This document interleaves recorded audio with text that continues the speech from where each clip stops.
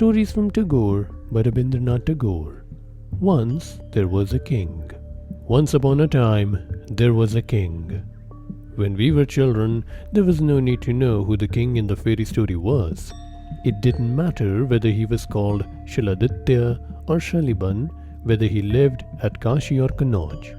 The thing that made a 7-year-old boy's heart go thump, thump with delight was this one sovereign truth, this reality of all realities. Once there was a king. But the readers of this modern age are far more exact and exacting. When they hear such an opening to a story, they are at once critical and suspicious. They apply the searchlight of science to its legendary haze and ask, which king? The storytellers have become more precise in their turn. They are no longer content with the old indefinite, there was a king, but assume instead a look of profound learning and begin, once there was a king named Ajatasattu. The modern reader's curiosity, however, is not so easily satisfied.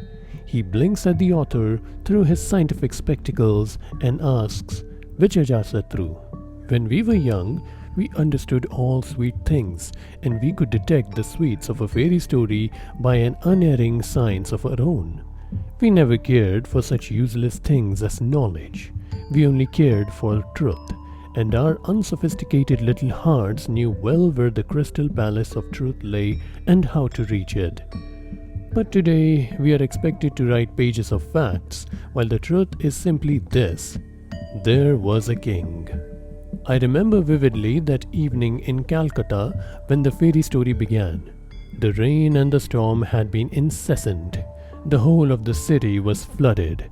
The water was knee-deep in our lane. I had a straining hope, which was almost a certainty, that my tutor would be prevented from coming that evening. I sat on the stool in the far corner of the veranda, looking down the lane with the heart beating faster and faster.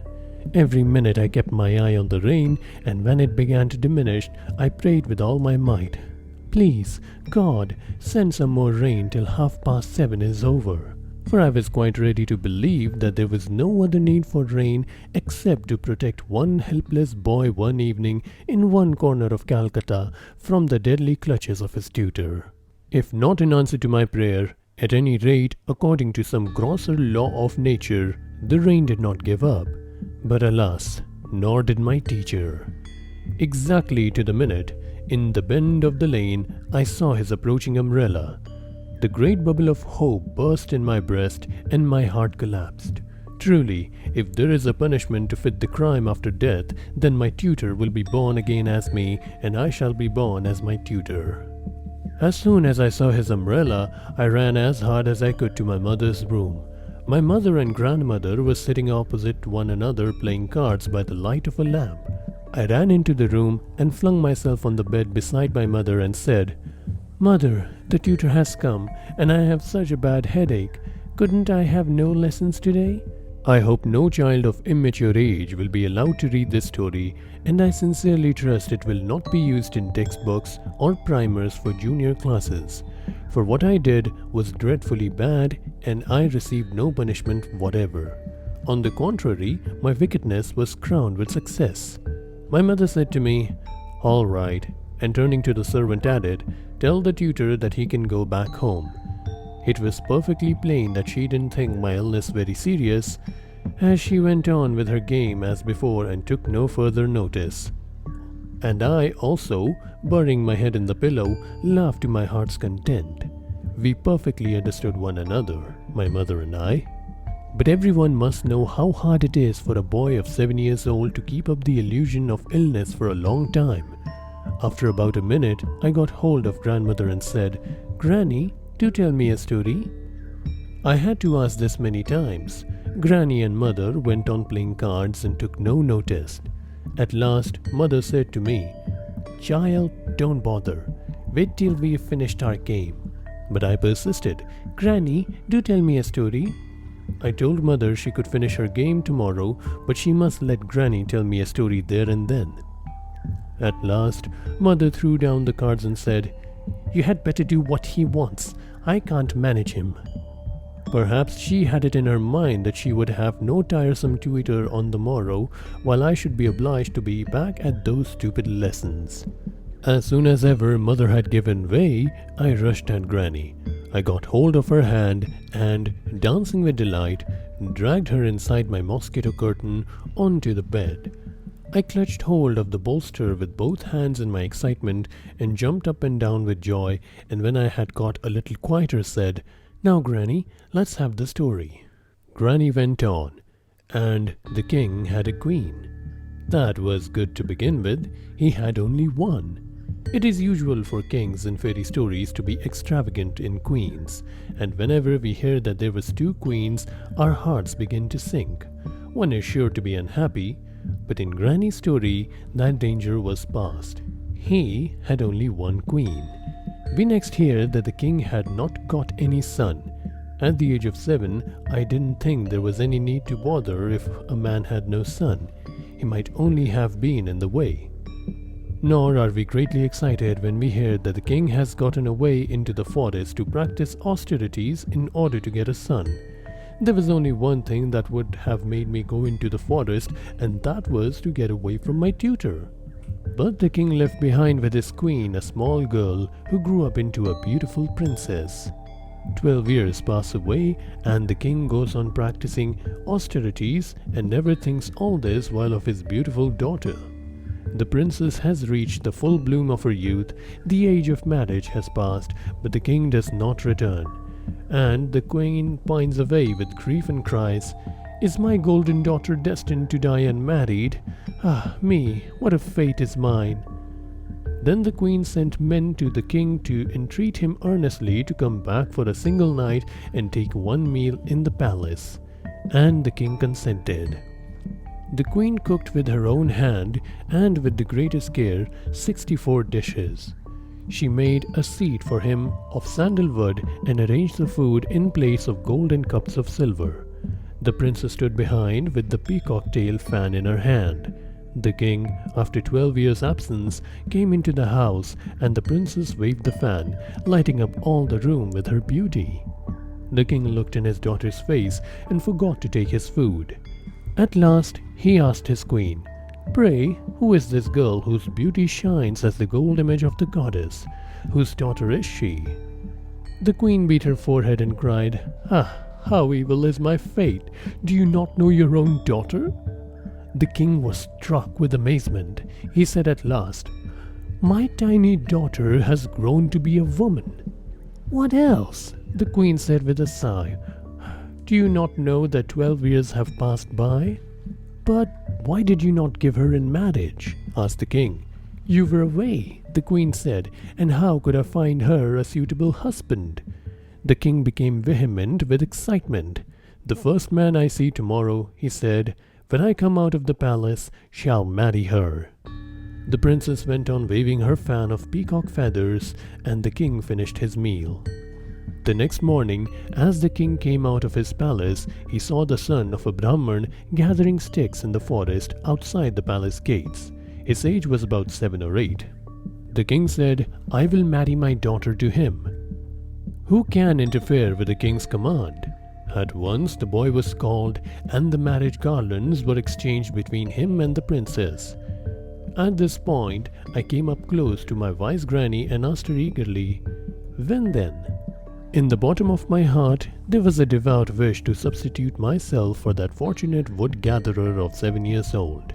The night was resonant with the patter of rain. The earthen lamp by my bedside was burning low. My grandmother's voice droned on as she told the story. And all these things served to create in a corner of my credulous heart the belief that I had been gathering sticks in the dawn of some indefinite time in the kingdom of some unknown king, and in a moment garlands had been exchanged between me and the princess, beautiful as the goddess of grace. She had a gold band on her hair and gold earrings in her ears. She had a necklace and bracelets of gold, and a gold waist chain round her waist, and a pair of golden anklets twinkled above her feet. If my grandmother were an author, how many explanations she would have to offer for this little story. First of all, everyone would ask why the king remained 12 years in the forest. Secondly, why should the king's daughter remain unmarried all that while? This would be regarded as absurd. Even if she could have got so far without a quarrel, still there would have been a great hue and cry about the marriage itself. First, it never happened. Secondly, how could there be a marriage between a princess of the warrior caste and a boy of the priestly Brahman caste? Her readers would have imagined at once that the writer was preaching against our social customs in an underhand way, and they would write letters to the papers. So, I pray with all my heart that my grandmother may be born to a grandmother again and not through some cursed fate take birth as her luckless grandson. With a throb of joy and delight, I asked Granny, "What then?" The granny went on, "Then the princess took her little husband away in great distress and built a large palace with 7 wings and began to cherish her husband with great care." I jumped up and down in my bed and clutched at the bolster more tightly than ever and said, "What then?"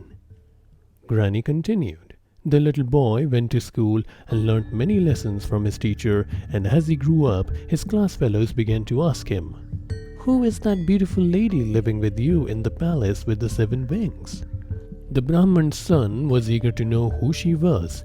He could only remember how one day he had been gathering sticks and a great disturbance arose.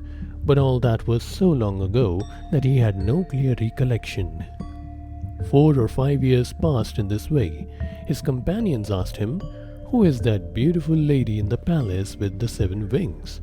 And the Brahman's son would come back from school and sadly tell the princess, 'My school companions always ask me who is that beautiful lady in the palace with the 7 wings, and I can give them no reply.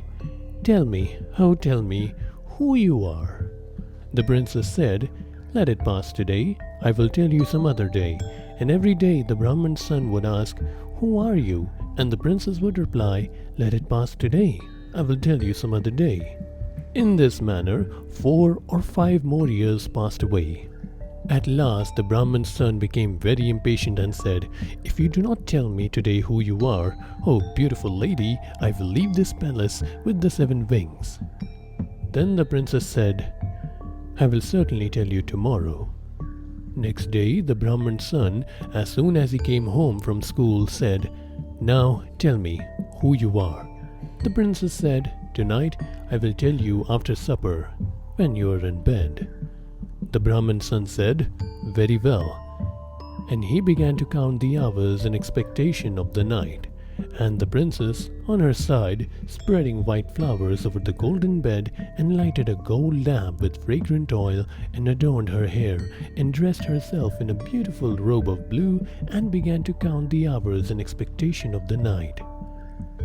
That evening, when her husband, the Brahman's son, had finished his meal, too excited almost to eat, and had gone to the golden bed in the bedchamber, strewn with flowers, he said to himself, 'Tonight I shall surely know who this beautiful lady is in the palace with the 7 wings.' The princess took for her food that which was left over by her husband, and slowly entered the bedchamber. She had to answer that night the question, who was the beautiful lady that lived in the palace with the 7 wings. And as she went up to the bed to tell him, she found a serpent had crept out of the flowers and bitten the Brahman's son. Her boy husband was lying on the bed of flowers with face pale in death. My heart suddenly ceased to throb, and I asked with choking voice, 'What then?' Granny said, 'Then? But what is the use of going on any further with the story? It would only lead on to what was more and more impossible. The boy of 7 did not know that, if there were some what then after death, no grandmother of a grandmother could tell us all about it. But the child's faith never admits defeat, and it would snatch at the mantle of death itself to turn him back. It would be outrageous for him to think that such a story of one teacher this evening could so suddenly come to a stop. Therefore the grandmother had to call back her story from the ever-shut chamber of the great end. But she does it so simply.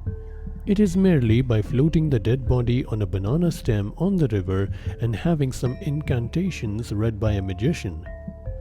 But in that rainy night and in the dim light of a lamp, death loses all its horror in the mind of the boy and seems nothing more than a deep slumber of a single night. When the story ends, the tired eyelids are weighed down with sleep. Thus it is that we send the little body of the child floating on the back of sleep over the still water of time, and then in the morning read a few verses of incantation to restore him to the world of life and light. End of story number 3.